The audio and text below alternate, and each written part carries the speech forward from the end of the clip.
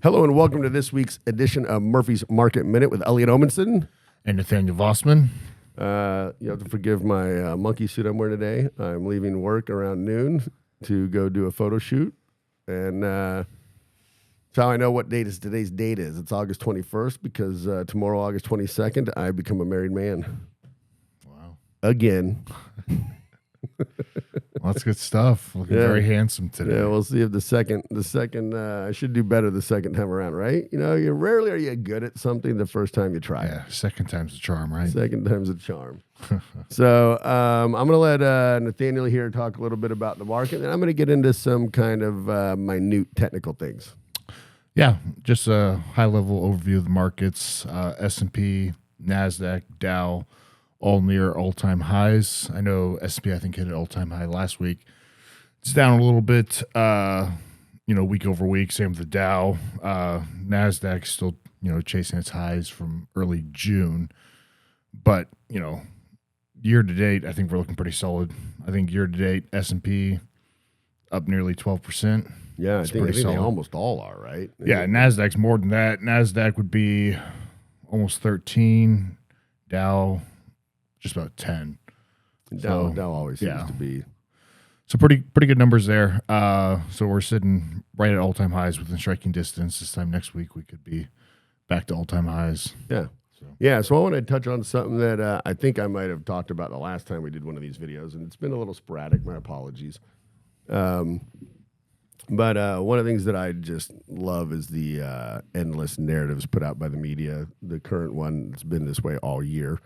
And I'm sure we'll stick around until the midterms. Yep. Is the always present affordability crisis. All right. And, obviously there's always somebody somewhere struggling to afford something. So it's a pretty good angle. Yeah. I mean, inflation can be anywhere, and they still talk about the affordability crisis. Absolutely. So one of the things I decided I was going to start doing, since they don't seem to be willing to do it, is start getting into actual underlying economic data to really determine whether or not, how it's doing. So I think in the past, like earlier this year, we talked about 88% of all Fortune 500 companies hitting record profits, which can't happen without people buying their goods and services, right? So today I want to talk about one of the most important economic indicators, I think, to the economy. It used to be a lot more important. We drifted away from it due to globalization for quite a while. And I know it's been something that certain, people would like to see come back, and that's manufacturing. Yeah, definitely. And so U.S. manufacturing is expanding at its fastest pace in 4 years. ISM Manufacturing PMI, it hit 55.6 in July, which is up 2.3 points from June, and the highest reading since May of 2022. Production jumped to 58.5, which is the strongest pace since November of 2021. The employment index moved back into expansion at 52.8 after 33 straight months of contraction. That's all pretty significant numbers. And it's not just the numbers that are significant, it's what they're talking about is very significant. And then this is something else that I really like too. The customer's inventories index is still in too low territory. Okay? When buyers are short on stock, factories have to keep producing. New orders have now expanded for 7 months, and backlogs jumped in July. So factories probably, it's not 7 months isn't too bad, but they probably delayed a little too long in hiring. They were probably buying into a lot of the narratives that are pumped out there. Yeah. And now they're behind. But I'll be honest with you, I don't know that being behind is a bad thing. It means there's a strong demand. Yeah. Right? Again, it's hard to claim there's an affordability crisis when people want to buy more shit than you got to buy. Yeah. Wouldn't you think? Yeah. I mean, it's good to see the consumer spending still strong. Yeah. So, and let's get into what all this kind of translates into, right? And let me scroll down here through my notes. And this is important because this is something they don't really get into in the jobs numbers, right? They're always talking about how many people were hiring. So first off, unemployment's at 4.1%. And people can argue about that because people can choose not to continue to seek a job, and then they fall out of that number. And so there could be a lot more people that would like to work. They're just not incentivized to work. Yeah. Or they'd be willing to work under the right conditions, and that's not getting, kind of taken into account. That's not accounted for. Right.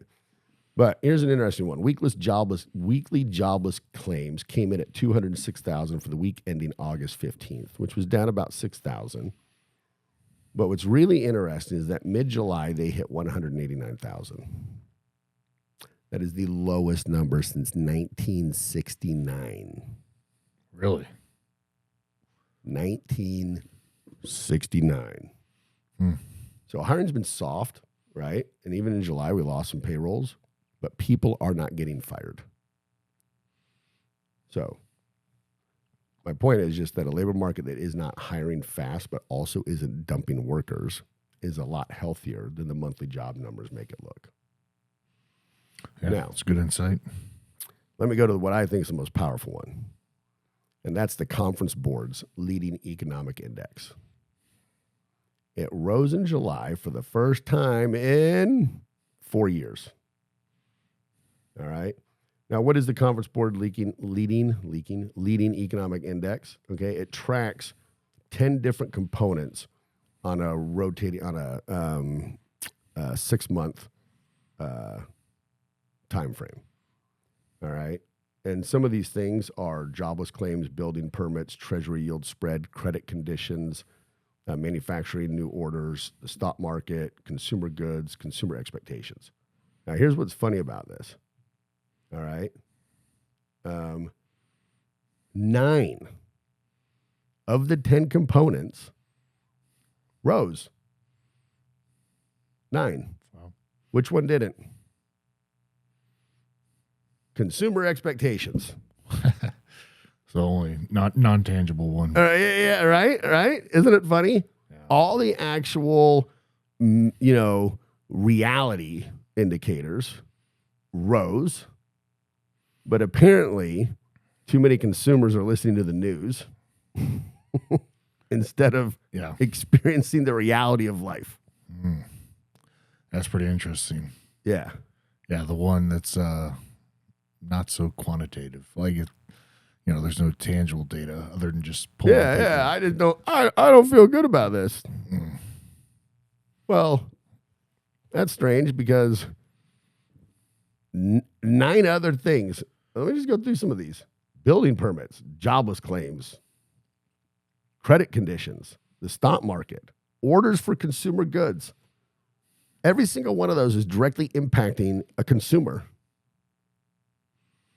And they're all climbing for the first time in 4 years. So, just think about everything that we just talked about. You have the foundation to an incredible economy taking place. And that's in the midst of what? The 175-day war in Iran, the oil prices that are supposedly high but still not as high as they were, just a few years ago. Back and forth tariff nonsense that nobody can seem to figure out which direction it's going and if anybody's going to owe them or pay them or who's paying them or if they're getting refunded or not.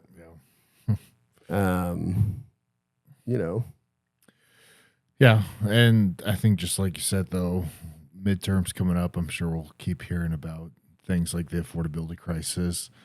And then that'll cool off for about a year, and then we got the next election cycle. And it'll be back. Yeah. So that's just a sentiment. I'm willing to bet you that within a year from now, it's going to be a real hard case to make. Don't get me wrong. As I said at the beginning of this, there's always somewhere having difficulty affording something. Yeah, some category of goods that people struggle to buy. Yeah. So anyways, I'm going into a weekend very happy, optimistic about the stock market, the economy, And round 2, getting married. There we go. So Congrats. until next week, this is Elliot. Nathaniel. Signing off.